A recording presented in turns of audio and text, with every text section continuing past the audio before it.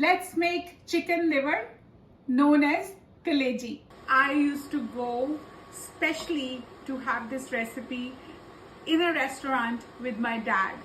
And then eventually I always used to demand for it, so he used to make it for me.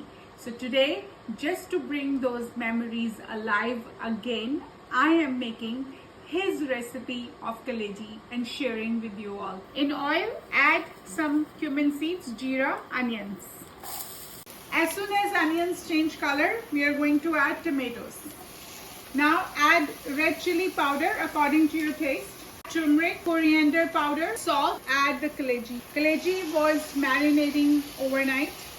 Do not overcook, because if you overcook, it's gonna become rubbery. There is no turning back to make it nice and soft again. Freshly pounded ginger, added towards the end of the recipe while making this Kaleji, just adds extra flavor. We are going to serve this with fresh piece of bread.